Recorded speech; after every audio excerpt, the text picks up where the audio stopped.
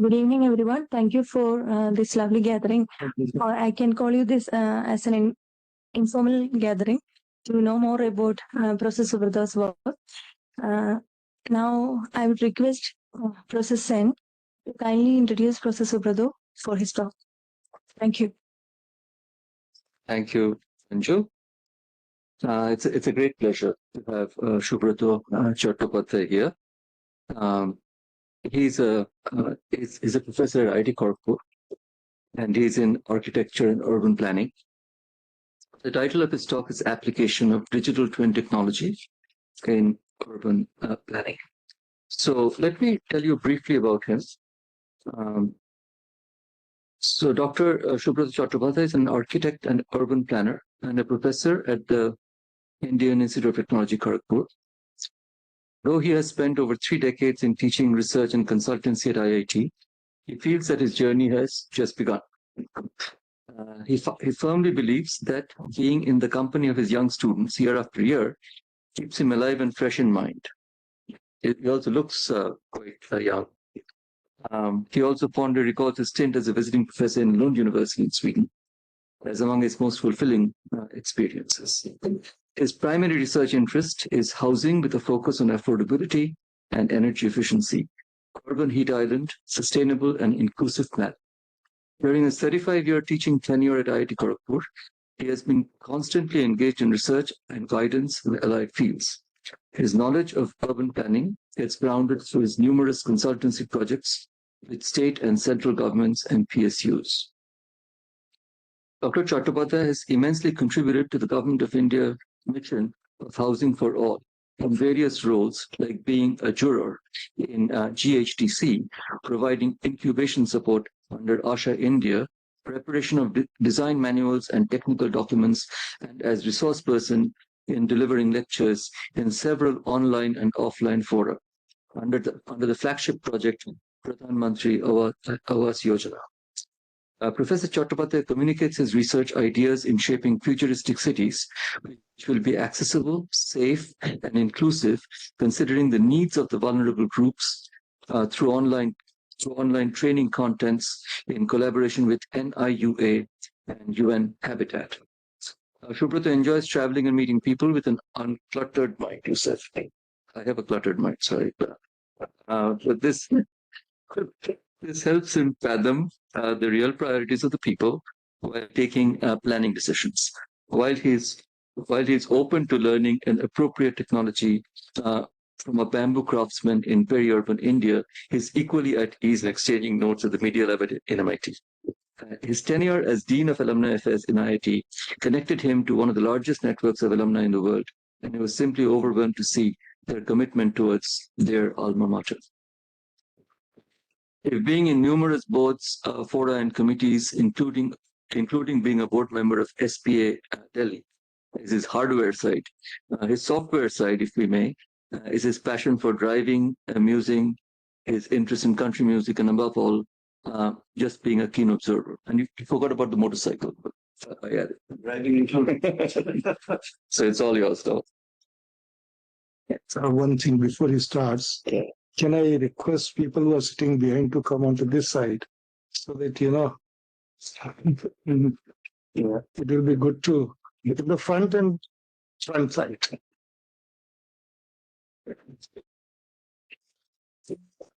Yeah. There are lots of chairs you can occupy, including this chair also.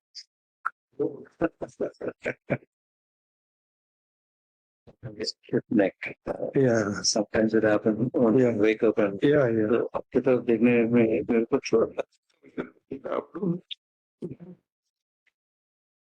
Anand, why are you sitting alone there? You also come onto this side. Anand aa jayega.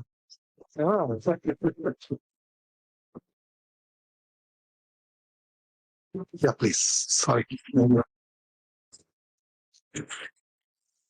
Okay, very good afternoon, and thank you, Professor Sen, for introducing me. I'm going to talk about actually 3 of our recent works on urban planning. And to make it interesting, I thought that because we are talking about using digital twin technology here, I was trying to figure out that if we had applied DTT while we did those projects, what would have been different and how would those projects have, been helped by the DTT technology, digital twin technology. So to start the discussion, first, I want to talk about that what is a future city? Okay, we keep talking about future of cities, and this is an extract from the World City Report by the UN Habitat.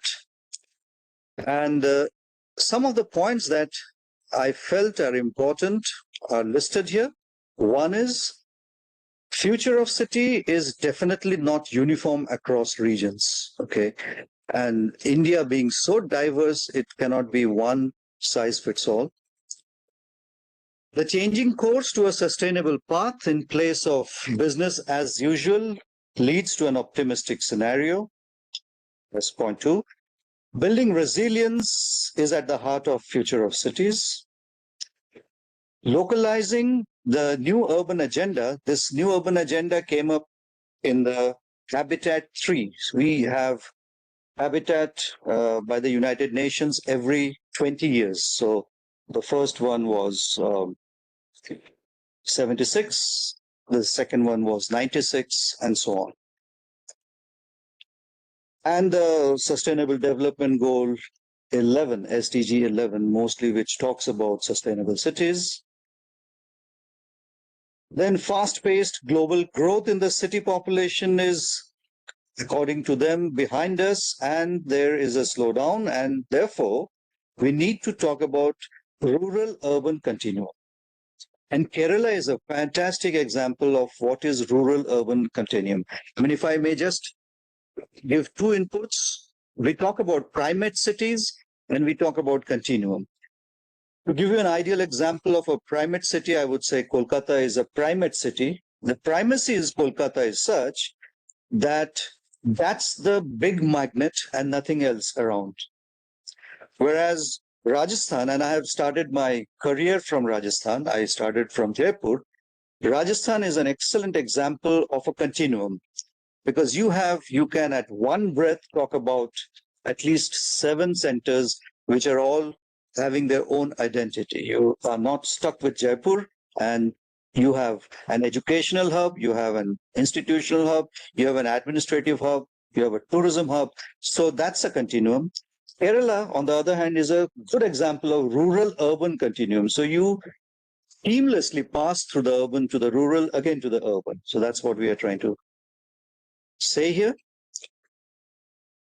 It also talks about the 15-minute city, and that's what we are trying to emphasize there is the walkable city. Okay. Then, of course, mitigate climate change, then disaggregated data collection, and future urban governance, which is extremely important, should institutionalize the mindset of planning, use of digital tools, and innovation practices tailored to local contexts. So these were the 13 pointers from that. And now I am trying to, collate that. So if we are envisaging the future of cities, we are talking about sustainable development, where we have the 17 SDG goals. We are talking of smart infrastructure. And under that, we have sustainability, mobility, energy, healthcare, information technology, data. We are talking about mobility evolution. We are talking about inclusive and livable environments. And the 8 domains, I don't know if you can read that, but the presentation will be with you. I've listed out the 8 domains of inclusive livable environments out there. We're also talking about resilience and adaptation, talking about digital connectivity, circular economy, and citizen engagement, in short. Okay. So I was trying to figure out a word cloud and to find out how literature is talking about smart cities or future of cities. So when I try to do the future of cities word cloud, what strikes me is the future of our cities should be just. They should be just cities. And by that, what I try to mean is they should be, equally accessible for all groups of people, including the vulnerable. They should be livable, definitely, and productive, because it's not just plan making. We are talking in terms of economic opportunities also. So in a nutshell, they should be just cities, livable cities, productive cities. They will be smart cities. They will be urban development. There would be, urban governance. So this word cloud in a one page sums up what in literature we find about future of cities. Then I was trying to figure out that what is digital twin technology and how is that going to help urban planners, because we are doing urban planning. So you know better that a digital twin technology is a digital replication of a whole or a partial aspect of any physical entity, while having the ability to connect with the physical entity primarily through data transfer and simulate the physical entity's activities in real time. So there we have different, DTT can be applied for power generation, for manufacturing, automotive, power generation equipment, healthcare, and also urban planning, which is our domain. So when we use DTT in urban planning, we are talking about the gray side. The figure on your right-hand side is showing in gray is the physical entity and in blue, the virtual entity. So we are trying to do a digital twin of a city in this way. So next, if we want to bring in DTT in urban planning and governance, we can apply it for planning of public spaces, for smart and healthy communities, as I said, for making it a 15-minute city planning, if it is a walkable city or not, mobility, intelligent, sustainable, safe, and inclusive, urban services, digital innovation, citizen participation, circular economy, smart, sustainable buildings and infrastructure, cybersecurity, risk awareness, and the like. Now, how application of DTT will shape the future of cities? In short, it will help by giving us a better understanding of the issues that persist. We can also run simulations of policy scenarios. We can minimize the risk of project failures and maximizing the impact and the return on investment. And it can also optimize utilization of the city assets. Let's now take a look back in the recent past, because the projects I'm going to talk about are just about between 3 to 4 years old. The three domains I'm going to talk about are, one is a redevelopment of a steel township. Second one is a heritage management plan for a city. Third one is a framework that we have made for the inclusive city framework and for the government. Applying traditional approach, okay? And I want to find out if we had application of DTT, whether it would have helped us and what would have been the benefits. So the project one was a redevelopment of steel township for the sale at Burnpur in West Bengal. This was the team, and yes, so this gives you an idea about the township. As you can see, it was not a contiguous landmass, okay? On the left-hand side, the violet is the plant area, the plant. And on the right-hand side, you can see the city was divided into several parcels of land. The top one, which is on the in yellow, is the north and central town, which was primarily occupied by the non-executive population. Next came the south town, which was occupied by the executive population. And then we had two more, Riverside Township, the pink one, and the Riverbank Township, which is the red one. So it's not it's not a very simple town planning exercise that we were given, because it's not a contiguous mass of land. It was connected through a major artery. And what was the problem given to us? Well, ISP wanted to increase their capacity from 2.5 million tons to double it to 5 million tons. They also said that their existing population of 10,000, which was housed in 864 acres, would be, enhanced to 40,000 people on a smaller parcel of land, which is like, we figured out that from a very sprawling kind of development, low rise, low density, giving us about 11 persons per acre, we are talking about 53 persons per acre. So 5 times the densification has to be done. And also they wanted us to give state-of-the-art township with contemporary facilities. So that was the problem in that. We took it up. It was a consultancy project. Time period was 4 years. And these are some of the images where we are trying to figure out the issues and challenges. The issue number 1 was the town was not going to be shut down. It would be a living town. So we have to do proper phasing. It's a living town and we are trying to redevelop it. And it is not very easy. I already mentioned that the second issue was the parcels of development were not contiguous. So they were connected by a road. Three was a large portion of the land, which was originally for residential purposes, would go into the plant. So we are getting a smaller chunk of land. I already showed you that from 11, we are going up to 50 persons per acre. Then also there were existing facilities like schools, hospitals, so social infrastructure, which were not only used by the people from the township, Steel Township, but also from outsiders. So we had to also consider that. And some of the constructions were in good condition. So it was not that we are going to raise down everything and build afresh. Building on a virgin land, on a greenfield development is a simpler exercise compared to this one, which is a living town. So these were some of the problems. The planning approach, well, we tried to make it inclusive, we tried to make it sustainable, and we tried to make it livable. Okay. We started with total station survey of the entire area. We made a complete audit of all the, on-site, off-site factors. In fact, we had a complete inventory of the tree for the vegetation. So which ones are to be kept, which ones could be chopped off, everything.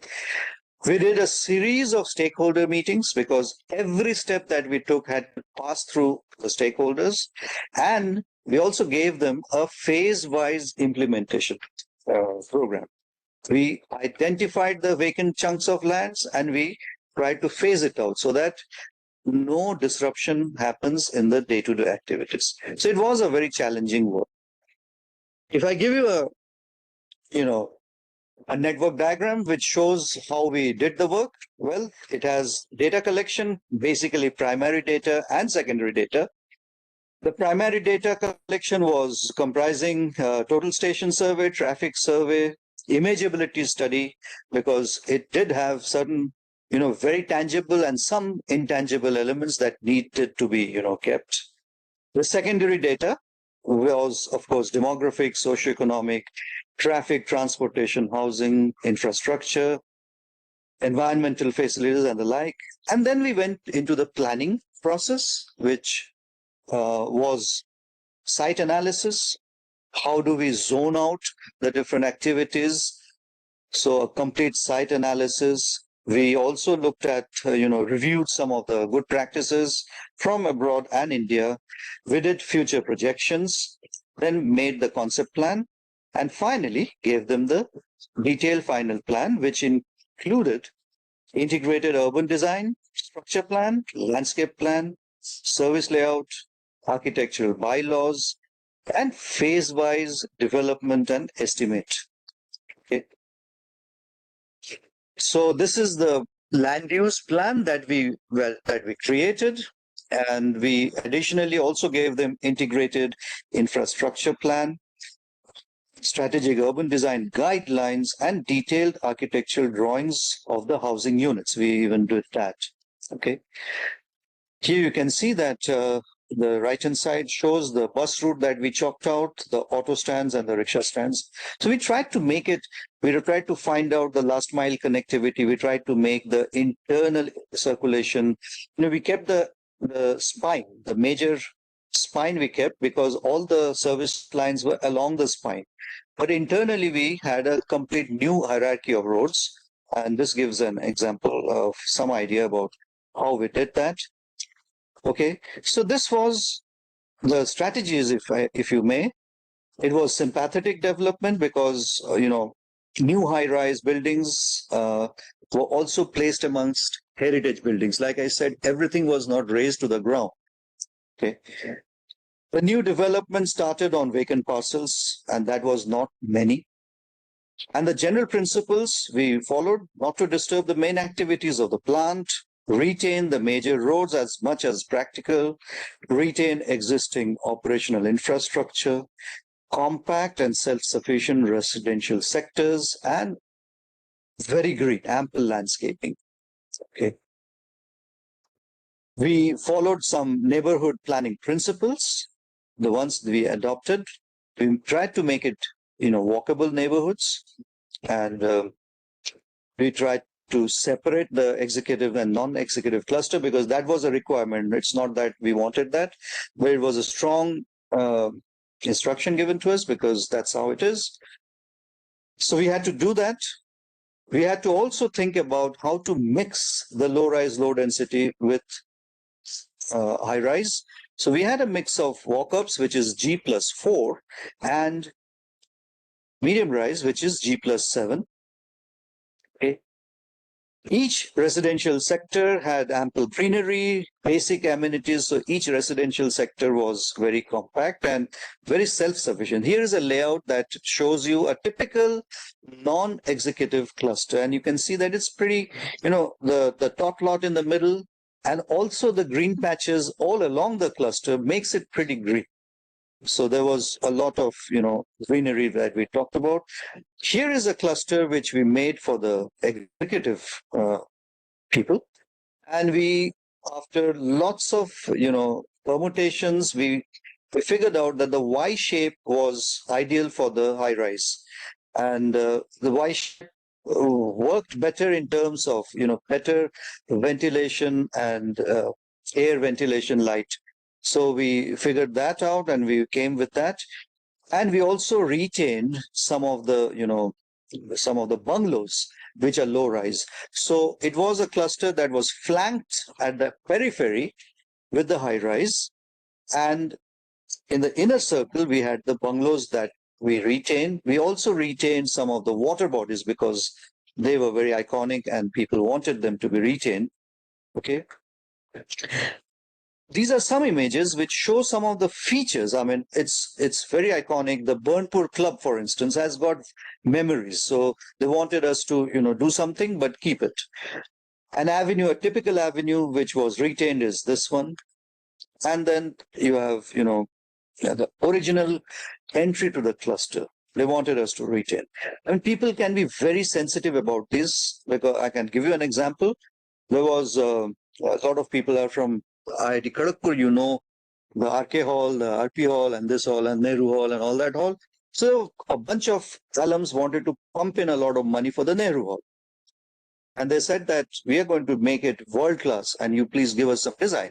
But the only thing you can't tamper is the green entry doors. So I said, why? I said that if you change the color of the entry doors from green to anything else, we don't relate to the Nehru Hall at all.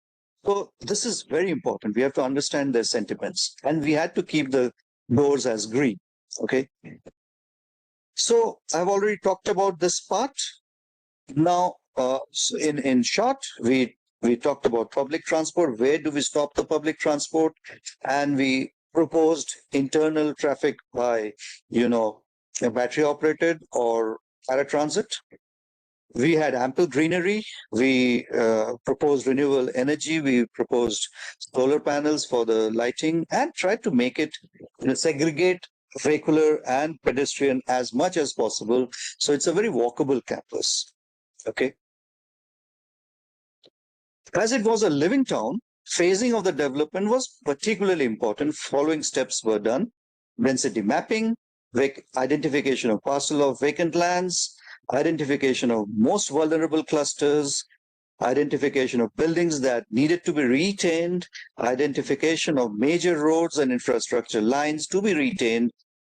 Residents from most vulnerable clusters had to be shifted to the vacant lands, and parcels of different categories of residences were identified for the first phase. Okay. When we did the layout, we also, preserved some of the iconic structures like the brick water tank that you see, the first one. They wanted us to retain that. And there are other images which show that some of the items were very, had very tangible as well as some memories. So they wanted us to retain. We also proposed that some of the, discarded machineries from the plant could be used as industrial heritage. So we proposed that some of these could be restored and could be used as, and that could give them a sense of, an industrial township. This is the model that we prepared, which is displayed in their sale office. Here's another view. Now, if we had DTT, would it have helped us? I was wondering, because we've already done this. The project is done and they are commissioning, they're starting to do. Issue number one, the Sale Township was a living township, as I said. It had 10,000 people that needed to be upgraded to 40,000. Almost 95,000 of the buildings had to be, broken down. All these required massive redevelopment. And if we had DTT, then possibly application of DTT for scenario generation would have helped us in this situation and helped us in taking informed decision regarding proper phasing plan with minimum disruption of existing services and life of people. It definitely could have helped us. Issue number two, the township had many existing facilities, like I said, the social and physical infrastructure, schools, hospitals, etc., religious centers. They were not only for the township people, but also for the outsiders. If we had the opportunity of application of DTT for scenario generation, it would have helped the situation. Like questions like which portion of the network could be or needed to be removed, retained, would have been easily answered. It would have helped us in taking informed decision and minimize the risk of failures and maximizing impact and return on investment. Issue number three, the township was required to change from the entire character of the township was to be changed from a very low-rise, low-density, sprawling township to a very compact design.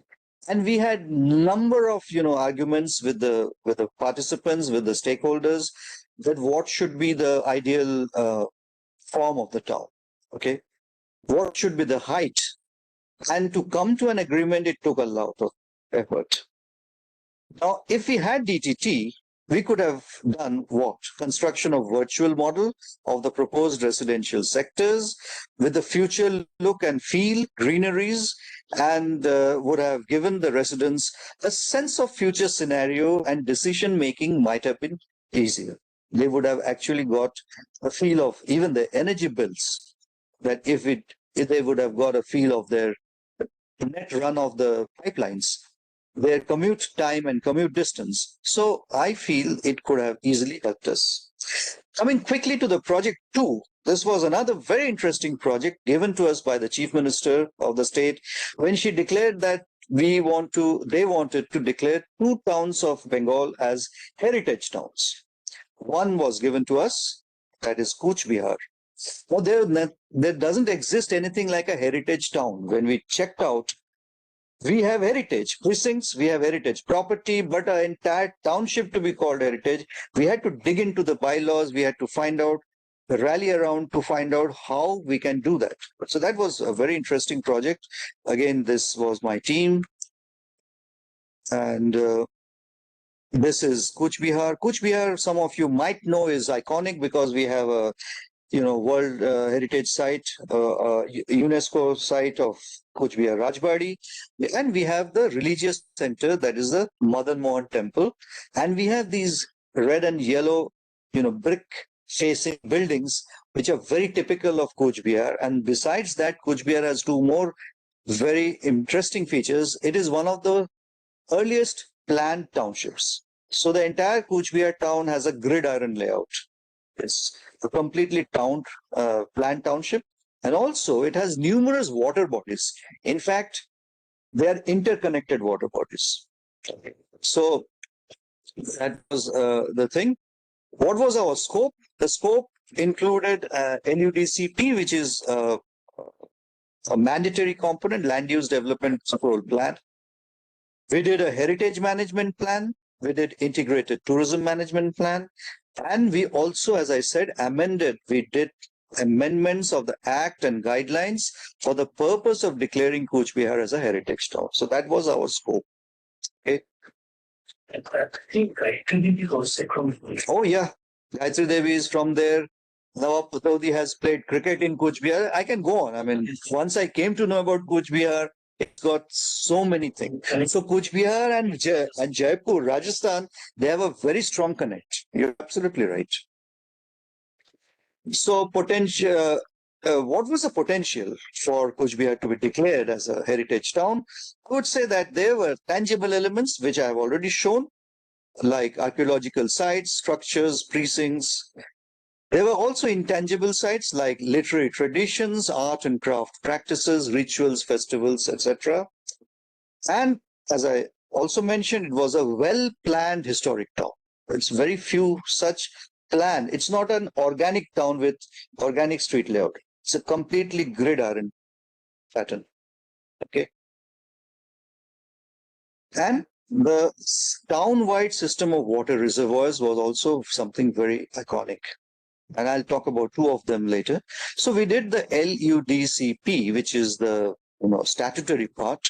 And I'm not going into the details of what are the objectives of LUDCP, but just to give you an idea, the stuff that we did, we had to do land use and infrastructure mapping. We had to do stakeholder meetings at each stage, socioeconomic surveys, capacity building. Like I was talking to someone during my stay here that when we did the socioeconomic survey, we had a good sample size. And so we had to do capacity building of the local college students. We sat with them, we explained to them how this can be done.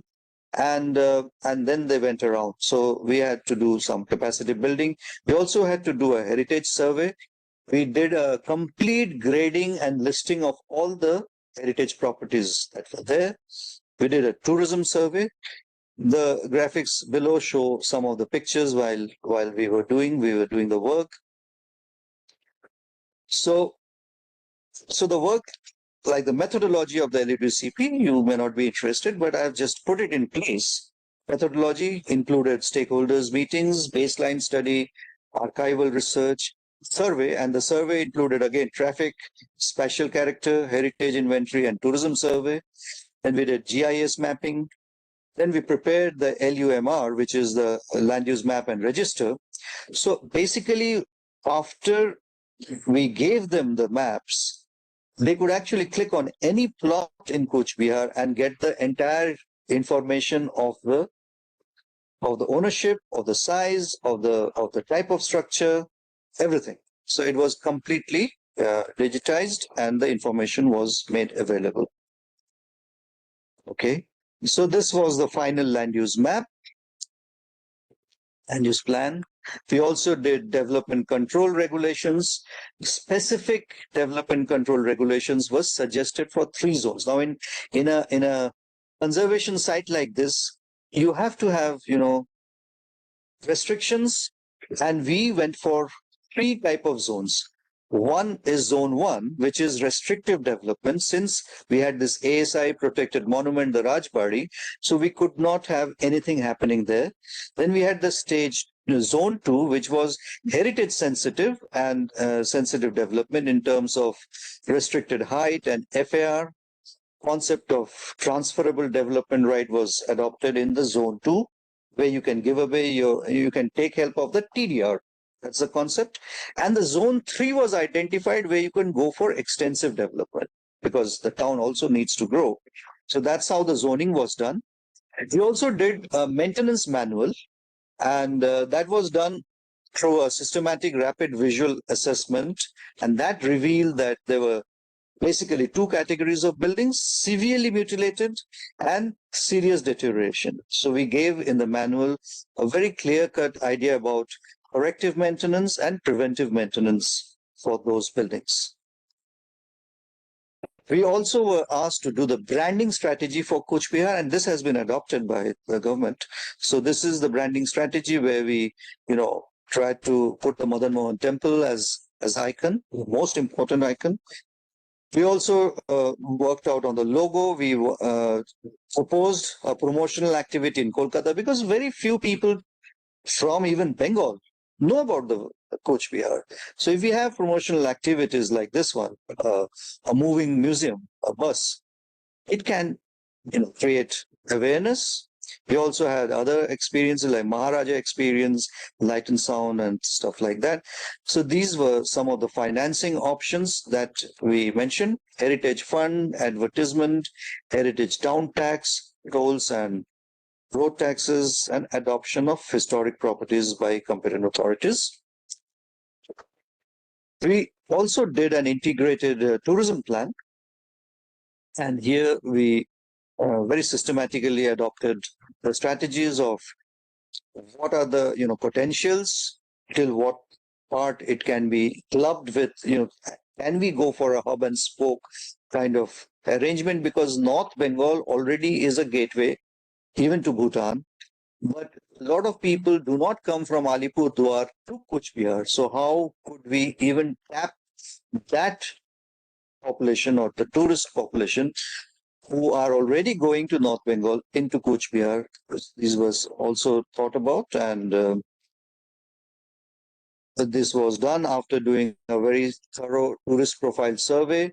These are the heritage properties and the tourist circuit that we had proposed. Okay. Urban design guidelines were given in detail. Like here, we did a very extensive study of urban design elements: building line, building height, setback, front open space, everything. And we gave even, the texture, the palette, the color palette was created so that, suddenly if you change the color palette of Coach Bihar, it will lose its identity. So we gave them what are the doable colors, what are the paving materials that may be used. It was quite extensive and very interesting. And two of the largest water bodies, one is the Sagar Dighi and the other one is the Boiragi Dighi. The Sagar Dighi is where it's engulfed by administrative hub, and the Boiragi Dighi is one which has the religious hub. The Madan Mohan Temple is there. So these were the most important iconic water bodies, and we gave them action area plan, which is like exactly what needs to be done. So to the minute detail, we worked out for both the diggis. So this is the action area plan for Shago Dighi. And this is the Boiragi Dighi, where the work has already commenced. As you can see, they have already started, doing things in the way we had proposed. These are some of the pictures of ongoing work in Boiragi Dighi. Okay.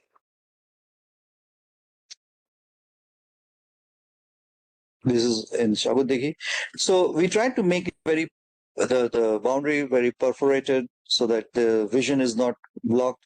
We also gave them the color palette. They're trying to maintain that.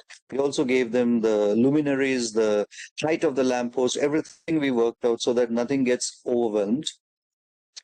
And this is the action area, some of the pictures of the ongoing thing. Then, as I said, we had to also look into the amendment of the acts.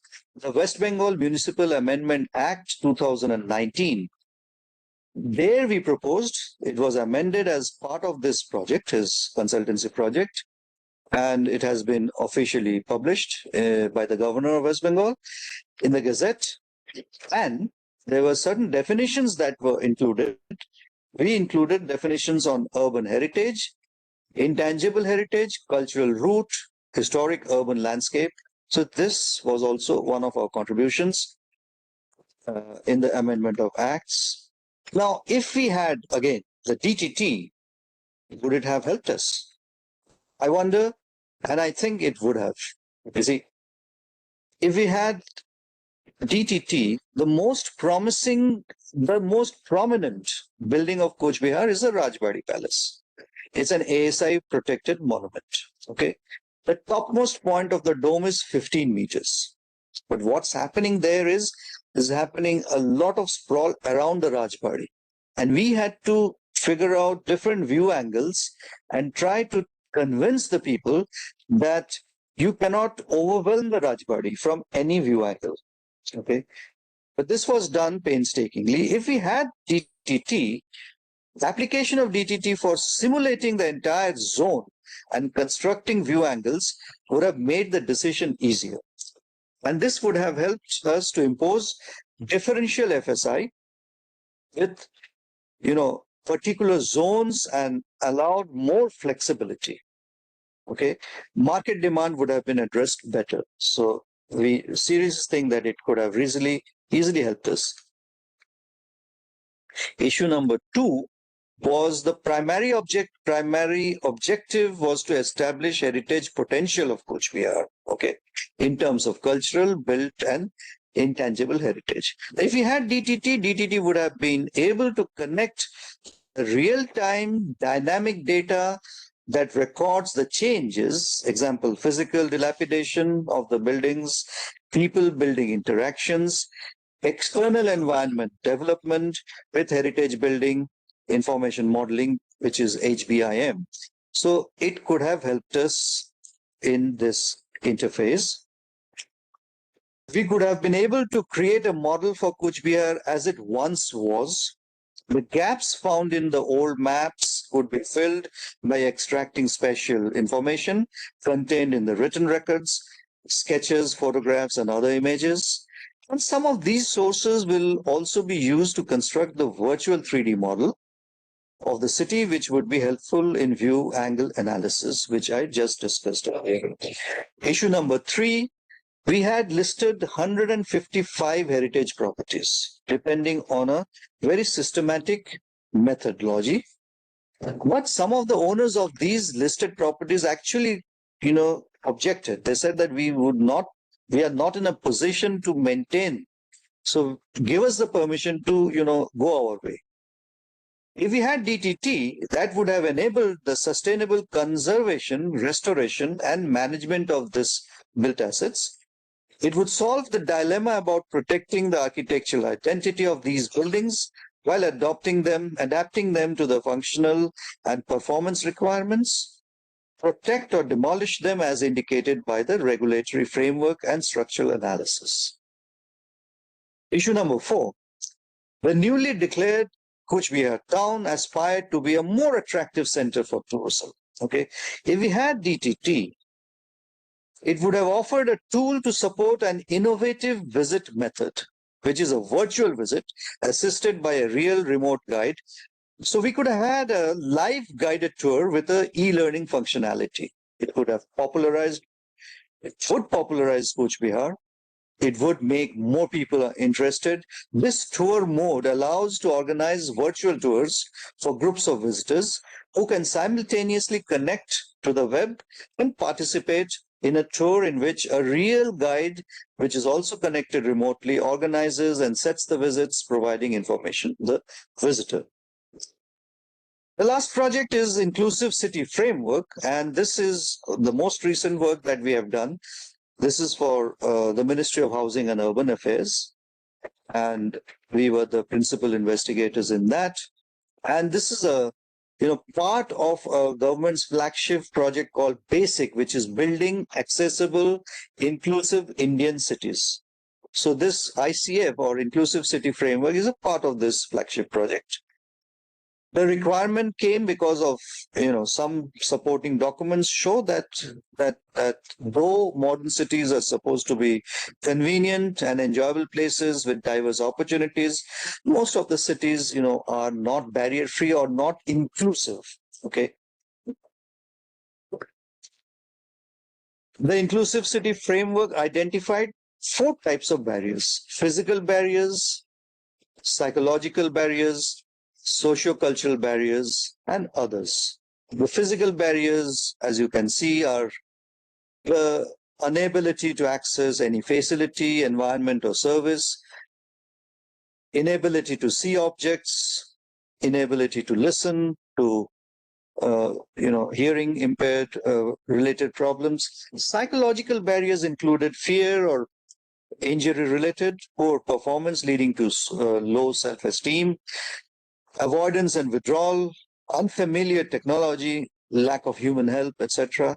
The socio-cultural barriers included false show of concern, sympathy instead of empathy, and non-helping attitude, curiosity, stigmatization, etc. And the other type of barriers we identified are unable to afford. So you have a facility, but it's beyond the means of people, or lack of reliability, or barriers in the system or the process. So these were the types of barriers.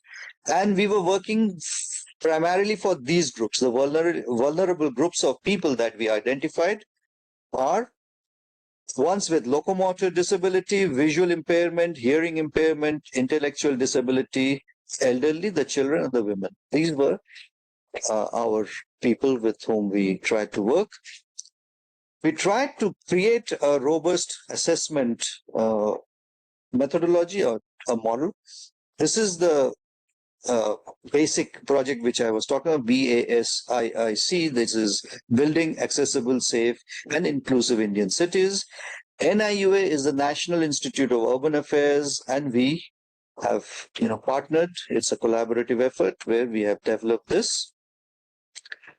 When we did the conceptualization of the ICF, we had some pilot service to understand how this can be done. Then we also went for face-to-face survey, and we had 275 respondents. And mind you, this was done during COVID. So we had a very strict timeline, and we had to somehow manage this face-to-face. We also did telephonic and online service with 60 respondents. And this is the outcome, Inclusive City Framework, which was launched not so long back by Sri Durga Shankarji, who was then the Housing Secretary. And this is a timeline which shows the importance of inclusion in urban planning. And this is an international timeline.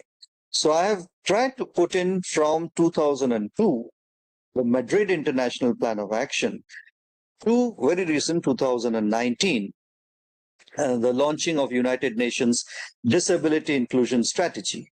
It shows the changing attitude, how this inclusiveness is becoming important in the decision making and among policymakers. I also show a timeline of landmarks in India. So I have traveled from 1995 to almost current 2021. I've tried to, give you the major instances where people have talked about and where we need to give more, guidelines. The URDPFI, as you see in 2015, is the urban, for urban planners, that's some kind of a, code, but it had very limited provisions for urban design in some sectors of planning.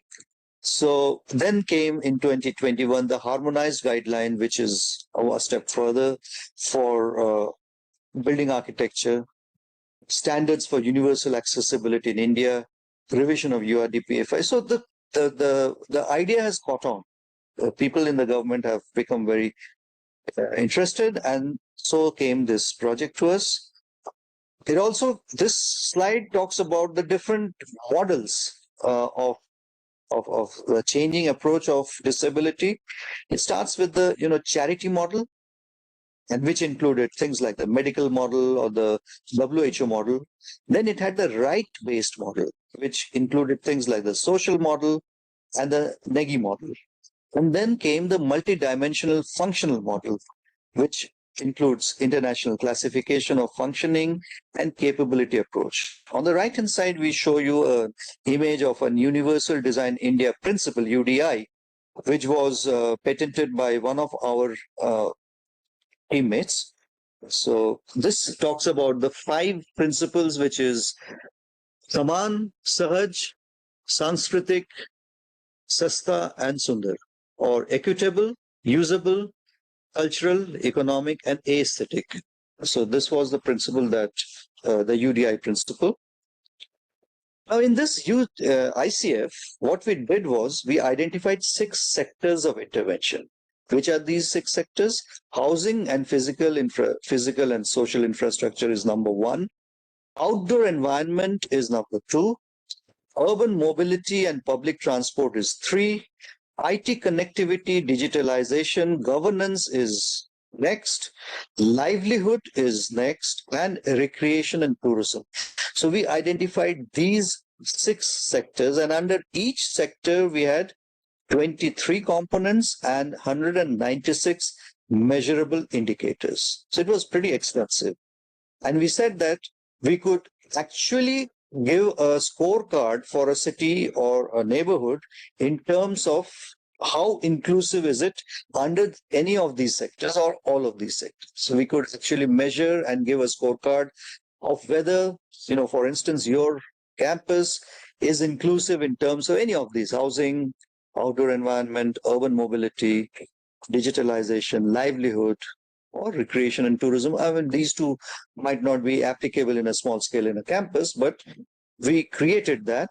And this is the steps followed for the score, and we gave a star rating exercise that what happens if that particular area gets over 90% of the desired value, 80 to 89, 70 to 79, as like we have a 7-point rating scale, we did a rating scale.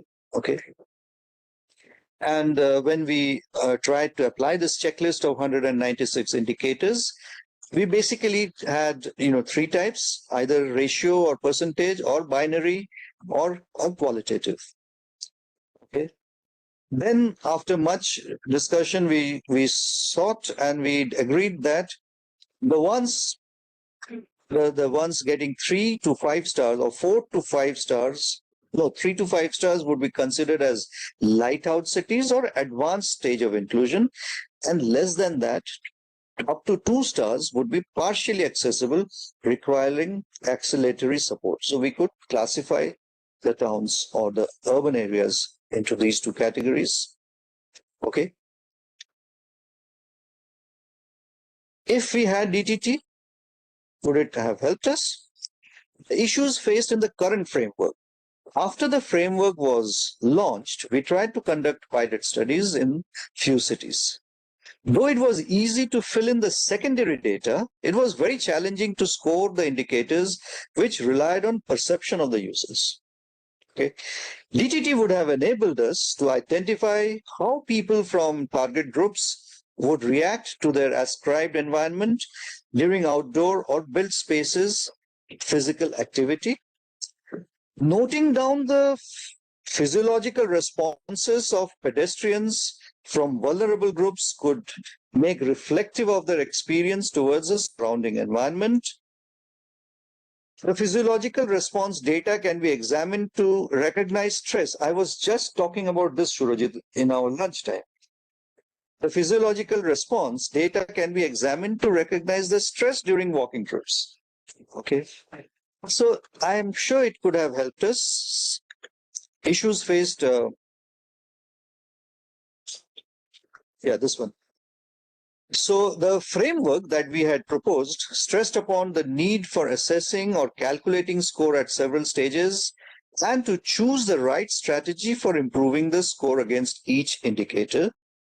Currently, the strategies have been restricted to physical improvement of urban spaces, services, or systems. Okay. It is possible to explore concept of interface digital twin, or IDT, where a digital replica of the physical user interface that leverages the accessibility features of urban systems and services in particular. Application of digital twins could enable better precision and personalization while designing urban spaces, services, or systems. We could have seamless accessibility during the trip into the city.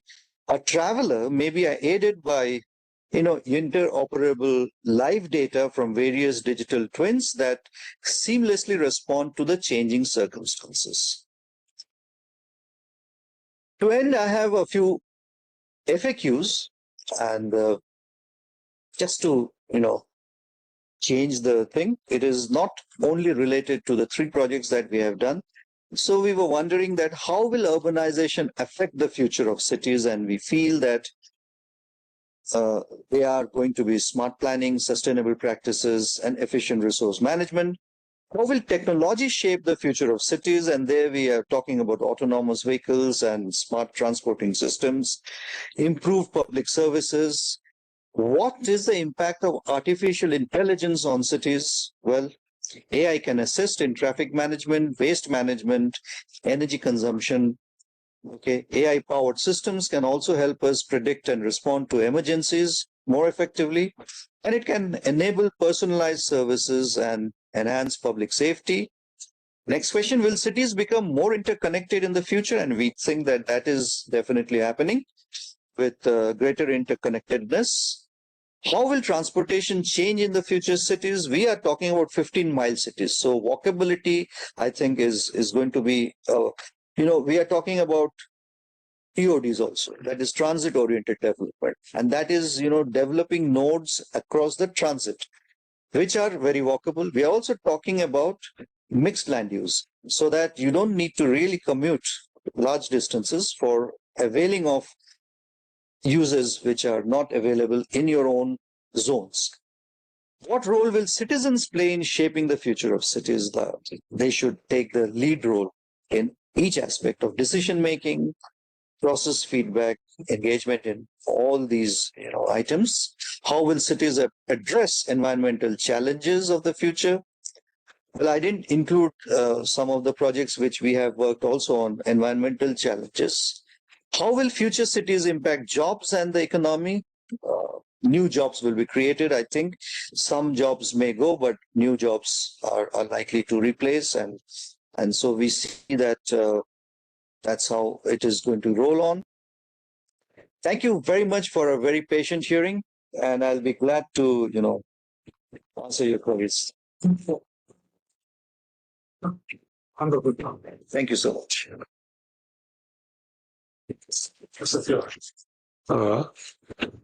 I attended the conference and second day Yes. that organized by MOHUA, Ministry of Urban Affairs. And it was on future of cities, and second day the session was chaired by you. Right. So certainly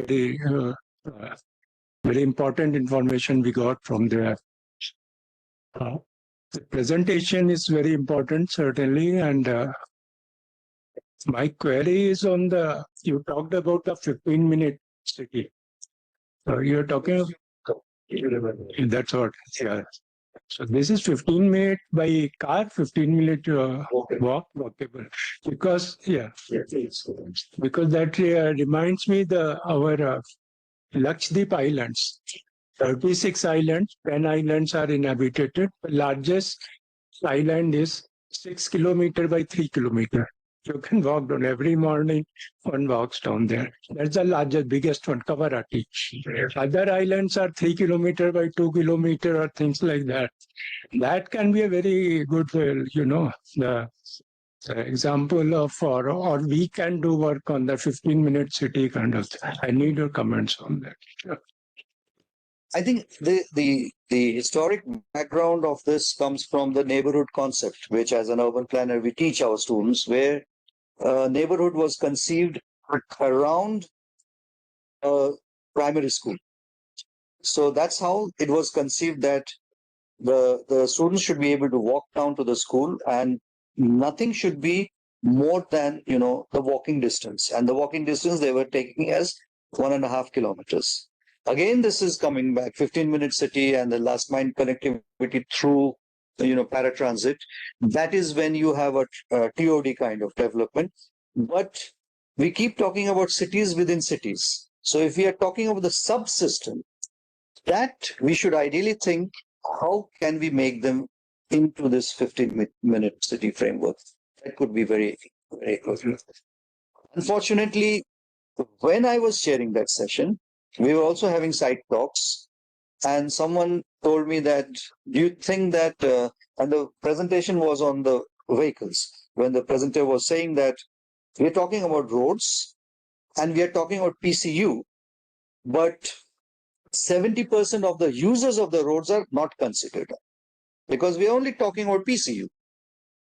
So she wanted to build that argument, but someone asked me that, is that going to happen? Because we are an aspirational society, we'll keep on buying cars, and if we even have to go half a kilometer, we drive, which is such a waste. So I think this concept can very well come from, campuses and smaller subsystems and can be scaled up. Yeah. So what Professor Sen was talking of micro cities, Correct. that correlates well with respect to our villages, particularly our rural areas. Yeah. Our long-term vision is like each village is like a city, say micro city kind of thing. Even our campus also, suppose we take up only IIT Jodhpur campus, it can be made a good example of as a demonstration model. Absolutely. For the Absolutely. So definitely not the campus was designed actually not to put the vehicle inside the campus roads. But if you see, we have a heat of almost 50 degrees Celsius. We'll walk that time. It's very difficult to walk. Right. And that's why this campus parking lot is really at different locations outside this main campus so that people can walk to the buildings and so. We found this is a very difficult task to be walking within the campus unless you have some motorized vehicle. It may be the EV. So how you comment on that one actually, this type of campus? Question. I would respond by saying that if I analyze a typical Western Rajasthan organic settlement, it's not what you see here. Okay. A typical Jaisalmer settlement, if I had, I would have shown, is the street canyon is very different.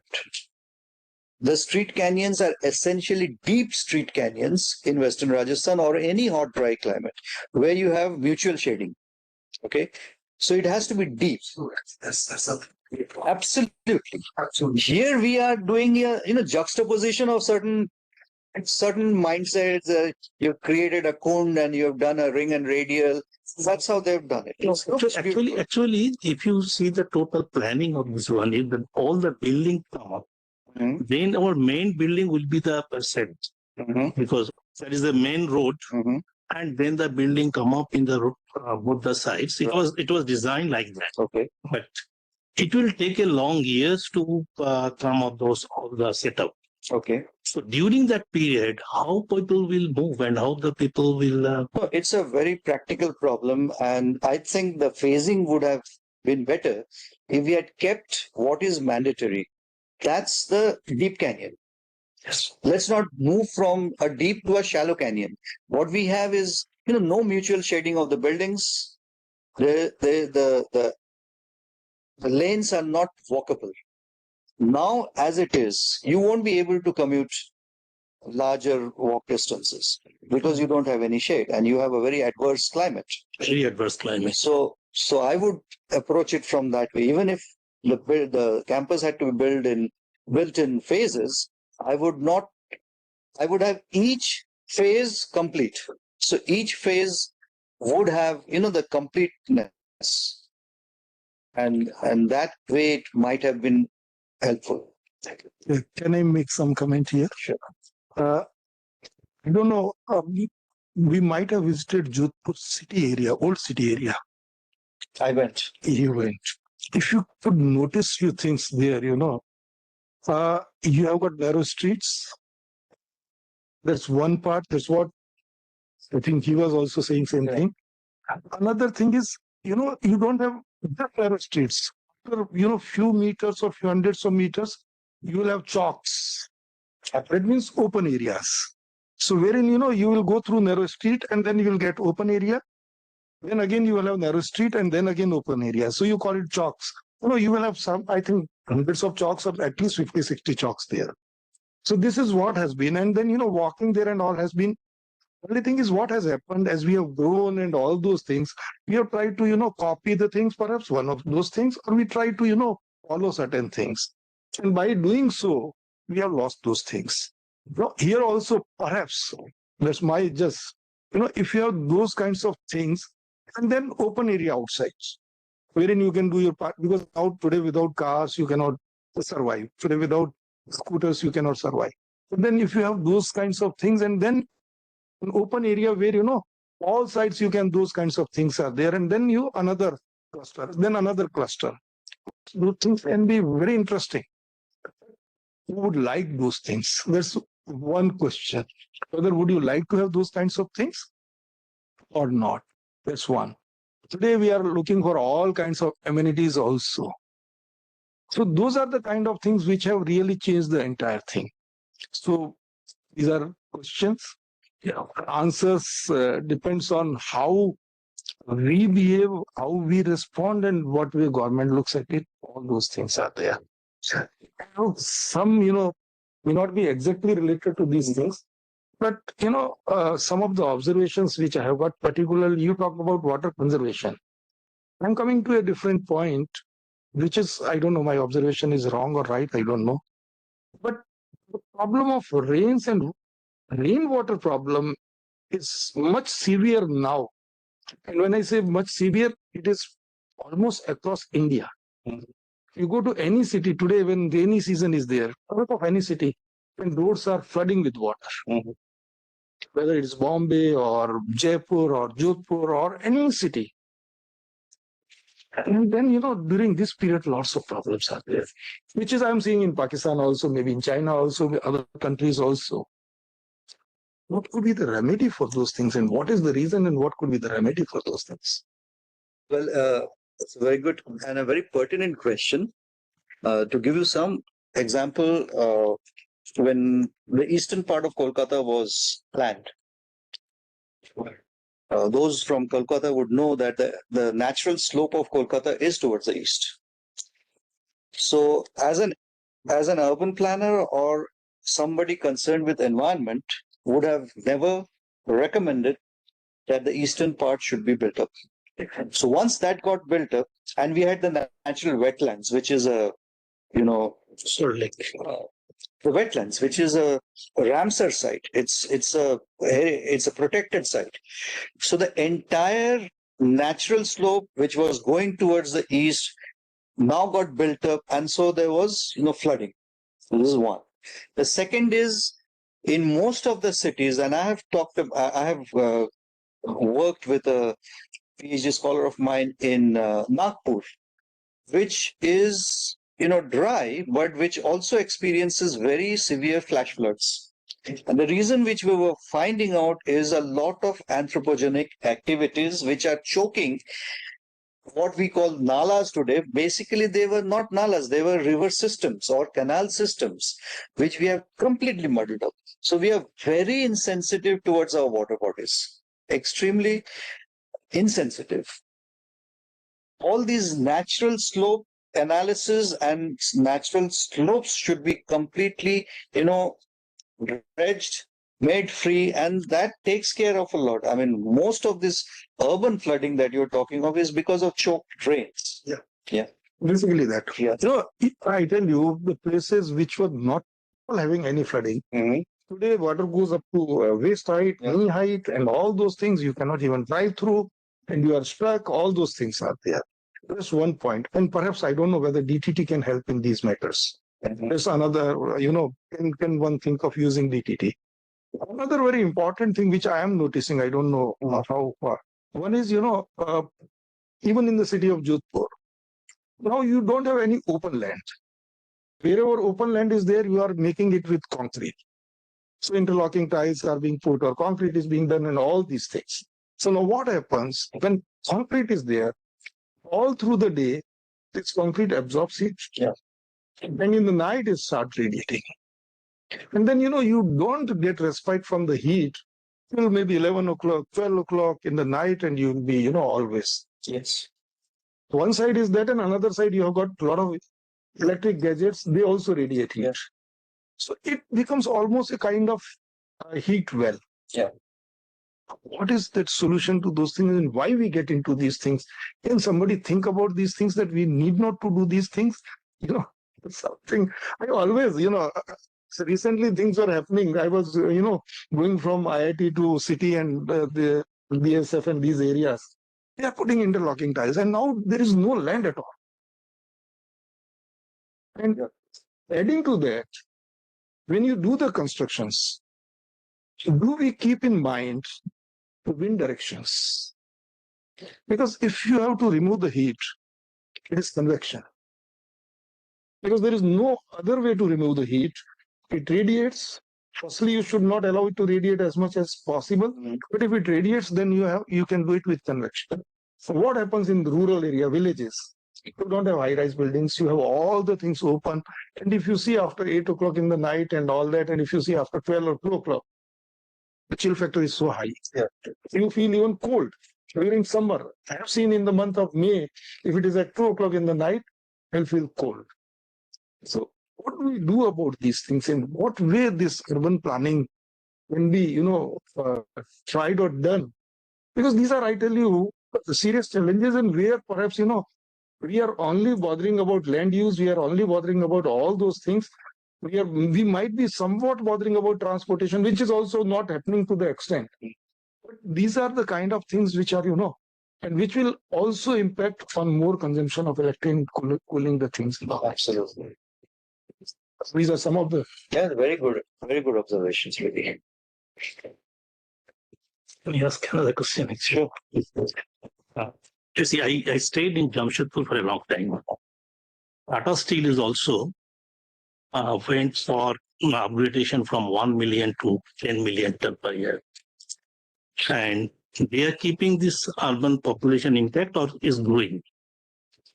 There are a lot of schools, even shops, that has to be displaced from this expansion. Whether your urban planning is also include the displacement where to rehabilitate them. Absolutely. Absolutely. Those are all included.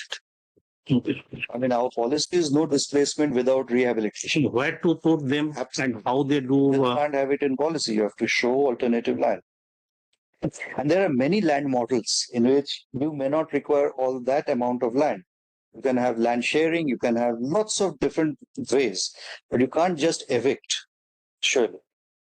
So Jamshedpur also, that Banpur, what is doing, Jamshedpur has also done the same way. Their hospitals is also a semi-public hospital also, owned by the Tata Steel, but anybody can come. Right. I think the same model what the Banpur is doing is. So that may be a good example. You need a critical mass, so you can't have a big specialized hospital run only for the population of the plant. Yes. So for critical mass, you have to keep also as a social infrastructure, but also for a critical mass, you need the people to come in. That's how these hospitals. And there also you have some heritage building. I was from National Metallurgical Laboratory, which is the heritage building. Mm-hmm. And it is close to Tata Steel. Mm-hmm. So they can't demolish it. Right. So they have to develop keeping the heritage building there itself. Mm-hmm. So this is a good model what the Banpur is also doing. Right. But there are also a lot of agitations when they try to put the schools and some markets at different places. They don't want to shift. Mm-hmm. Many of these things are guided by political interests also. Huh? Yeah. Many of the things are many a times, No, in Jamshedpur, that is an advantage actually. There is no political interference. But otherwise at many places. Okay. Sir, I'm Anand Padegokar. I'm executive engineer here. My question was in your presentation, you have said Y-shaped buildings, I guess this is the best shape Work there. work there. So what are the, how it is different from if you consider some regular shape? Don't try Y shape here. Because first thing is the principle of planning in a hot and humid or a warm and humid and hot and dry is completely different. Okay. So in a warm and humid, you require as much body level cross ventilation as possible, right? Here you need no body level ventilation. Here the principle of ventilation is vertical. So you have the hot air passing through the top. So you have a vertical form of ventilation which is more suited for this climate, and body level cross ventilation for our climate in hot and humid. Y shape helps us because you see the prevalent wind direction is southwest to northeast. And if I have, rectangular mass, then, and if I have a doubly banked corridor, then 50% of my buildings will be vantage and 50% will not have the vantage of the prevailing wind direction. Whereas when we did a Y, we found that we could increase the number of units that gets access to the prevailing wind direction, which is very important for our type of climate. That's why. One more thing, while we were talking about this 15-minute walkable city concept, so in that case, if I consider that I have to get the shed of a building on the street so that I can use that shed for walking purpose, so that implies that I should have the number of stories should be more first. The street width should be lesser. But in case of emergency, we consider such buildings. Is it advisable? Like in our campus, if you see this is dense urban cluster sort of design, if you can just have a view of the map, entire map. So the proposal is something like that. When this entire campus would be built up, this could be a walkable campus with all the sheds coming on the streets so that it is completely walkable, and the height is restricted to G+2. But we are trying to, go beyond that because once it is completely covered with the buildings, it would create a sort of heat island here. See, as I was telling, if we do not have any open land or a plot there, how it would react? Because it would generate a lot, it will radiate a lot of heat, particularly in this part of the country. So you look into it, sir? No, I would say that urban heat island is a phenomena, and we don't want that urban heat island to creep in here. Definitely not. Okay. And for that, lots of things can be changed. I mean, we could change the surface materials. So, Professor was mentioning about the pervious impervious ratio. We are actually meddling with the perviousness by replacing it with anything impervious.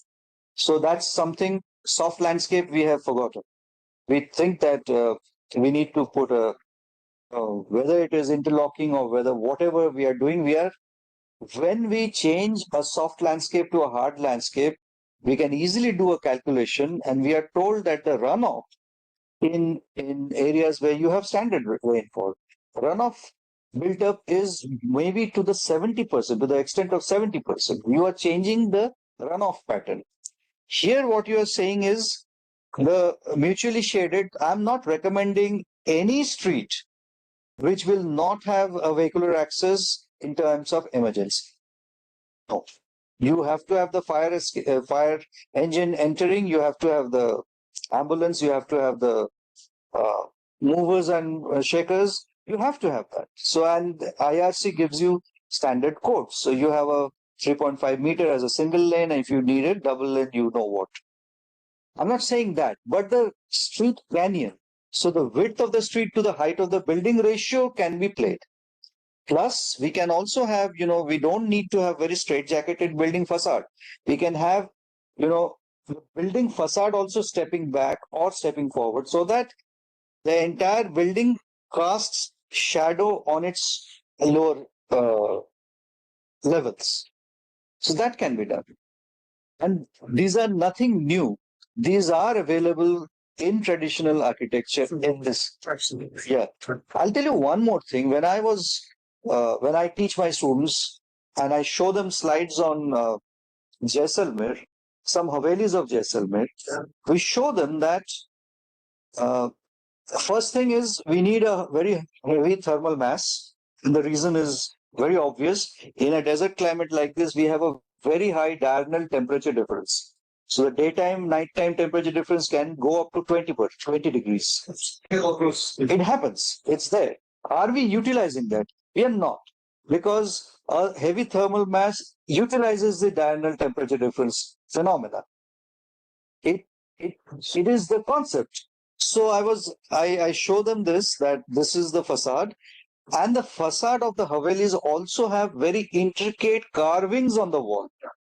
And that's not just decorative.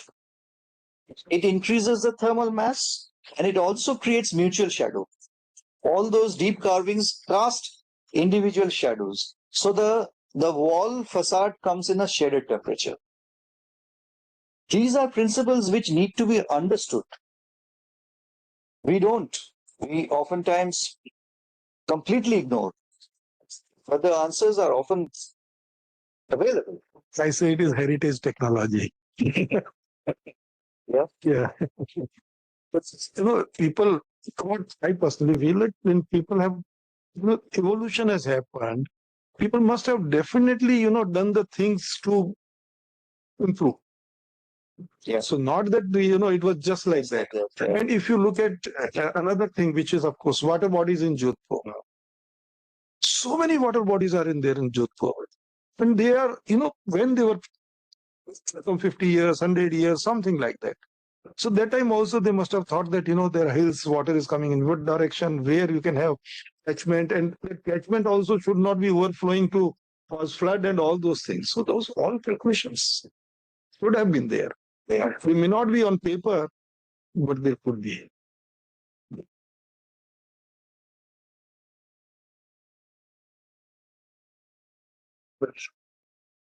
Sure. So when you mentioned You can use mic also. when you talk about Kuch Bihar, so what automatically comes to my mind is North Kolkata.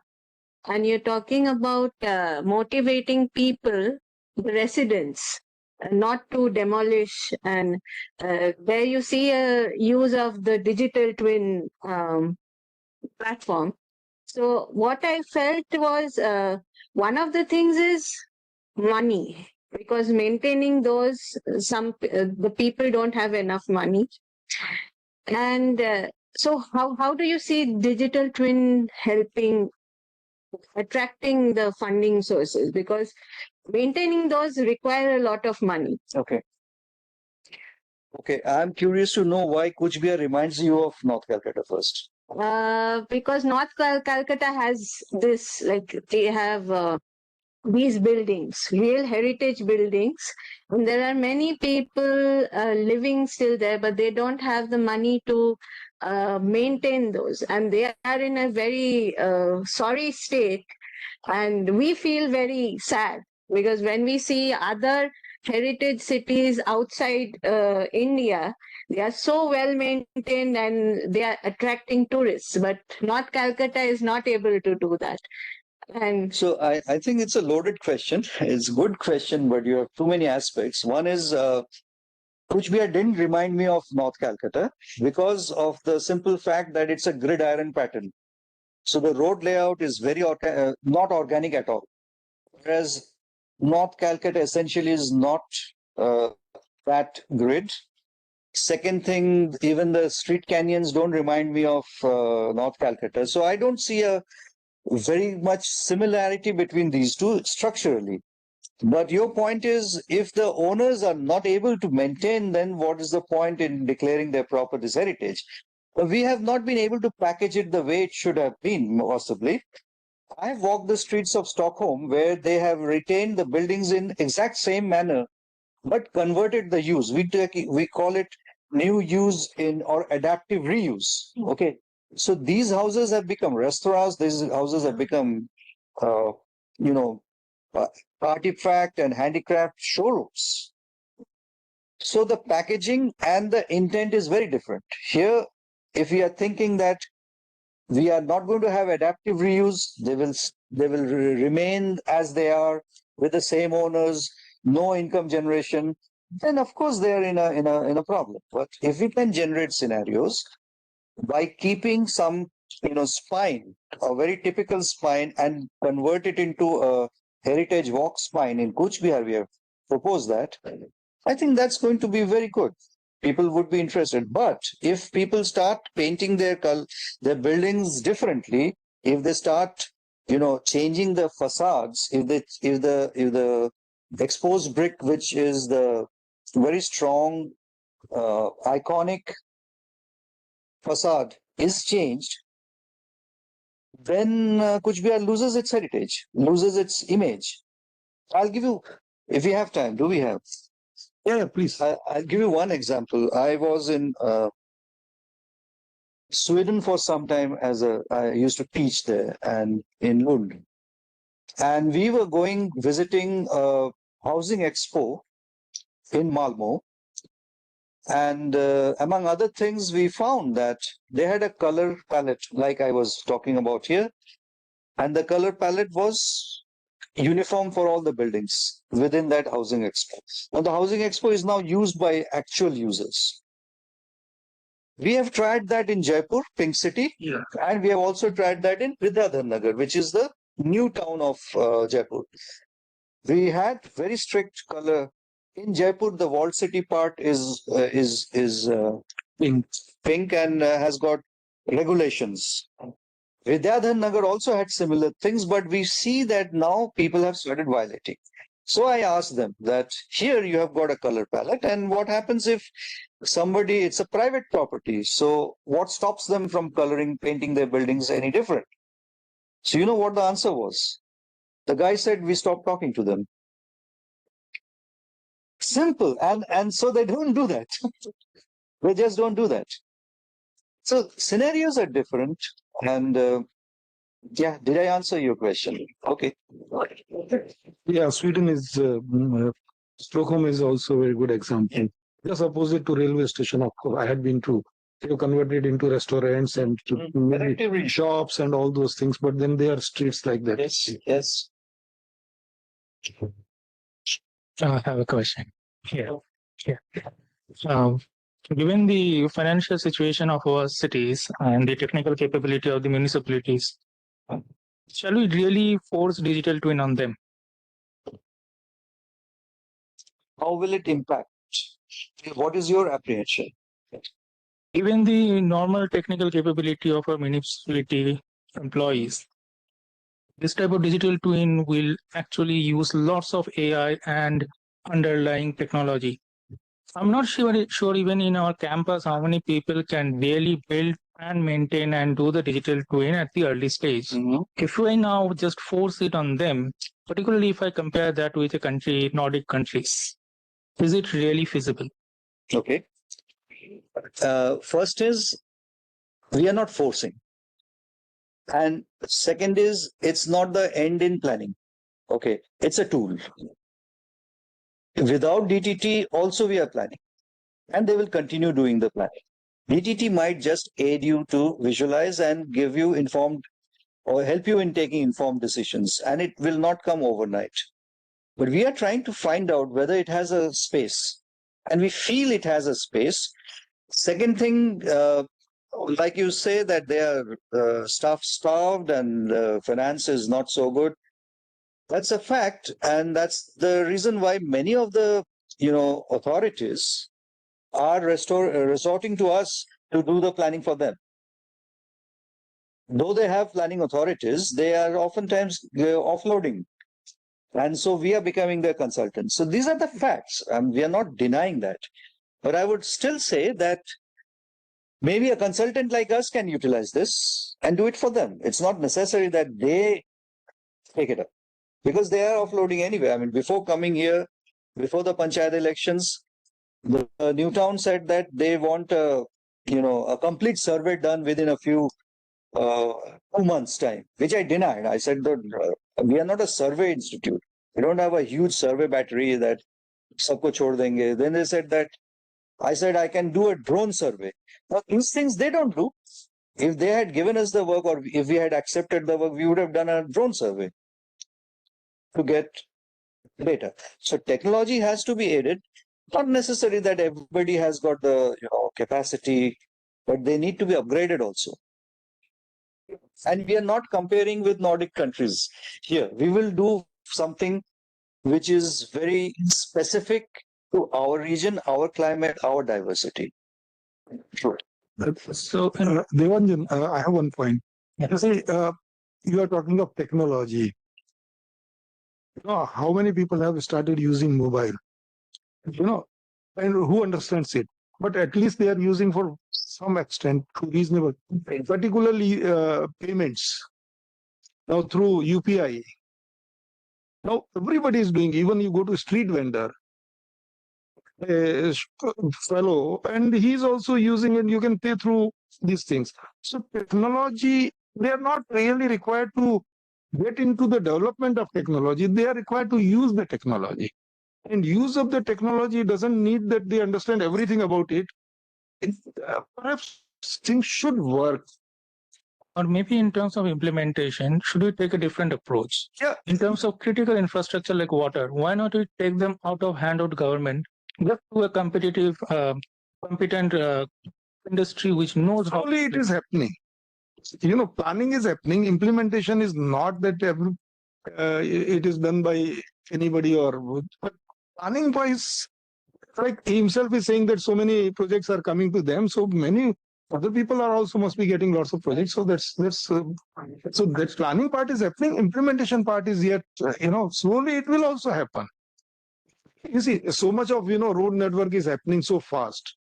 It's not that everything is being done by the government. Government is paying money, people are doing it.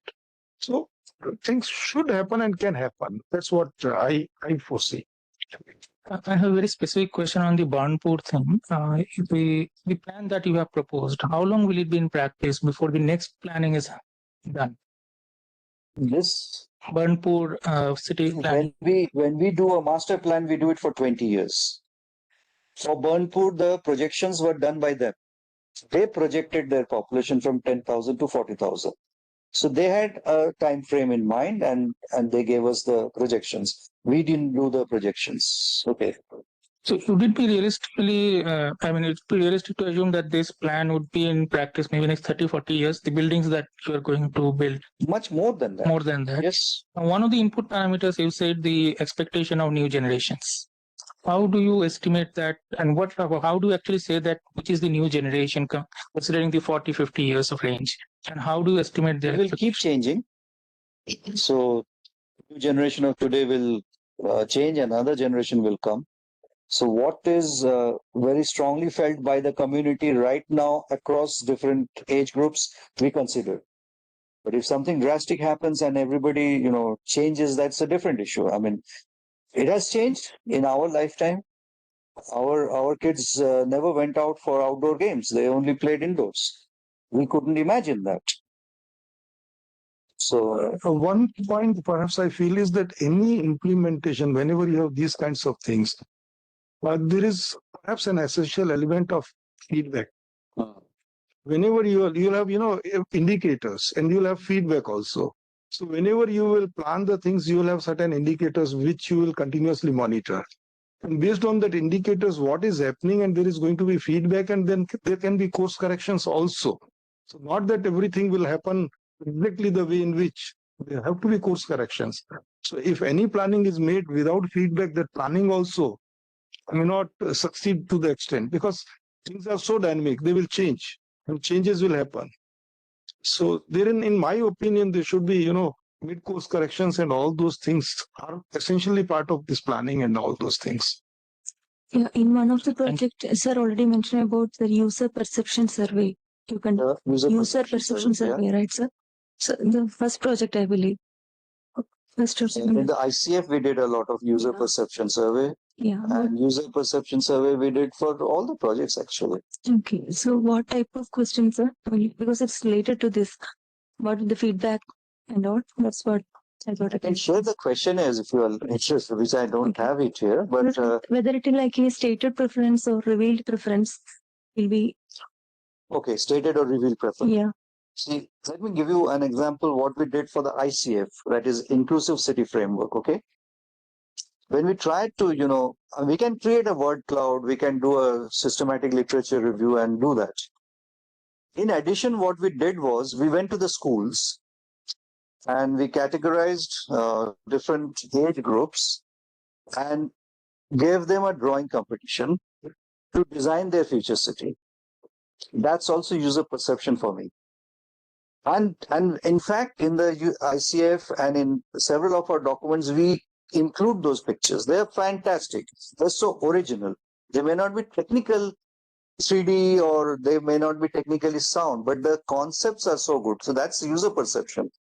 In different generations, how do they perceive inclusiveness? And they have given us extremely sensitive ideas. So we do it in various ways. I mean, a standard revealed and stated preference, of course we do. But we also, do these things. And if we had DTT, maybe we could have generated scenarios and given them some more clues that could have been included. Thank you, sir. We have the room for a while, so So I, take a decision. If you are done, then I have a last quick question. I'm not asking people to finish. I'm just saying that if somebody has to go, then Yeah. So my question was like, according means how urban planners give weightage to self-sustainable cities in terms of water and energy. So for example, you are designing cities which are like really large. Then how do you take these things in account? I think we jotted down the points that we thought were the basic principles, and we do give a lot of weightage to self-sustainability. Now we are giving a lot of weightage to C&D waste. And when I went across the campus, I was telling them that you are generating a lot of C&D waste. Are they being reused in the campus itself? It can very well be. So we are now beginning to always we think in terms of self-sustainability and 3 Rs and stuff like that. So do you incorporate the rainwater harvesting system already? Of course. And we have also worked in the Northeast. I was the one who did the master plan of Aizawl. Okay. Where you will be curious to know that the solid waste collection and the rainwater collection is integral to each unit. They know that they have a scarcity and they possibly collect every drop of rainwater. Very meticulously designed gutters into containers and they use it. Okay, so just a short quick question further. So like, do you also consider groundwater recharge in those things? Yes, but that will come under another domain. Okay. You can definitely propose that. Yes, of course. Thank you. Thank you. How this DTT will help in improving the resilience of a structure? Because I guess now the biggest challenge is how to improve because with the changing weather, like Jodhpur has a annual rainfall of 250 mm, I guess, and it is already we have achieved that, and so now we are just it's happened. So it is our achievement. So how this DTT will help in improving our systems or our buildings for future this thing? Well, the DTT experts would tell that, but I think that they can do a simulation of the building health. Right. And simulate a condition wherein the building health is, exposed to the weather conditions. And that can give us a, ballpark that whether the building health is sound or it needs some intervention, that may be done. Other than that, we have very standard. Civil engineering would know that, and we also do, rapid assessments we do by various methods, non-destructive, sometimes destructive, to give us an idea about the building health, if that answers your question. Yeah, to some extent, but I think this question is how DTT will help that. How DTT will help? DTT is a simulation planet. That's what I said, that we will simulate that this is the condition, this is the weather condition. Data, what we are getting. that can be put into DTT and to understand how to put it. Might be, we have to explore. I'm not a DTT expert. But actually, NDT will just give the health of the building, correct? So, but what changes are required? That I guess DTT will help that in that case. If let's say there is a traditional building, it is exposed to extreme weather. Now suddenly there is change in the weather or the environment conditions. So will DTT will help in improving that, because with NDTs and non-destructive testing, we're just getting about the what is the strength or how's the structural. That's it. That's the structural monitoring only. So, I mean, will it be if DTT? I mean, I don't know much about it, but if AI and DTT can be combined, and can it give a solution to the environmental extremes? Possibly it should be able to. The DTT is used as a model, and there they can feed the experimental data what is happening, structural integrity and so on. Then they can understand how the deterioration is taking place, and from there they can estimate what is the life of the component. Right. I think that is also possible with the help of AI and DTT. That type of predictions can also be possible. Yes, quite possible. I mean, I have been to automotive plants where they're not using DTT. They're actually putting different parts into various conditions, which in a lifetime of an automotive will never happen, but they are putting it into the extreme to find out that whether it holds true, be it the paint layer or be it the suspension or whatever. We call it accelerated testing. Accelerated testing. Lifetime assessment. Right. 4.0 is now implied in metabolic components. 4.0, where digital twin is used to predict the rise. But in all honesty, one has to know what science is being put in for you to do the simulation. And in many of these issues, we don't know the science very well, right? So at the end of the day, you either do an actual experiment in the lab scale, or whatever prediction you can make has a very large error bar. For example, when you have tornadoes, right? No DTT will give you anything meaningful about tornadoes, because when you get to that high flow velocities and that much turbulence, it's hard to simulate that. But the only way they do it, for example, is they would actually have this place where they can simulate such high wind velocities and so on. And then from that, they would test materials. It's a hard bit. So I think the DTT itself has limitations. That's what you're alluding to. And we need to separate the two problems. I think that you see, if the tornado is some component are getting damaged. Now, if you remove that component from your digital twin, then you can understand what is the effect of the losing the component for this thing. Yeah, theoretically. That's true. Yeah. Theoretically, that will calculate, right? So that all depends. Actually, DTT is also a tool, no? It's also a computational kind of tool wherein you will use all those things. So how good is your model, and how you are able to incorporate all those elements which are required to. So if you are able to comprehend and get all those data, yes, DTT will work. If you are not able to, then DTT may not. I don't know for this tougher problem. For any simulation, it is going to be in the near future. Right? I mean, one has to know the science. Come on. You can't dump it on AI. No, so AI will help. Every quantitative is also tough because we do not have any very systematic thing, right? Yes. As I said, we have to go for a survey. If I just talk about a normal municipal line, you do not have it on your map, because after construction there are so many illegal caps. They might have taken the connections. So you need CD data, right? That's no problem. Our sewage line got choked, and it was not reaching the oxidation pond. And this not to be recorded. And no everything is good. Okay, everything is good. It was going to the oxidation pond. For everything you cannot have solution in the same way. So each technique will have its where you need to use it.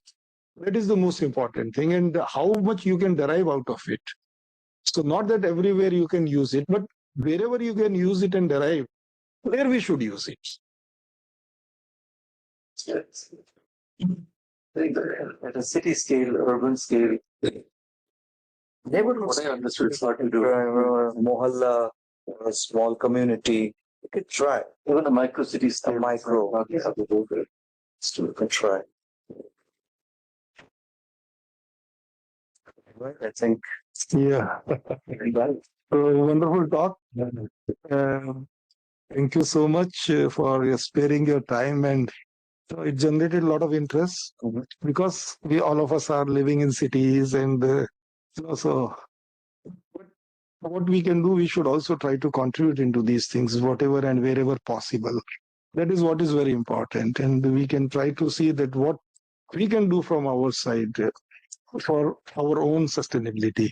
That's what, and sustainability for us and sustainability for coming generations. Because if we are not thinking about that, then perhaps. Wonderful talk. Thank you so much. Thank you, sir. Very, very. I will say, very nicely delivered. You could, make us understand the things. That is what is very important. Thank you. Thank you so much.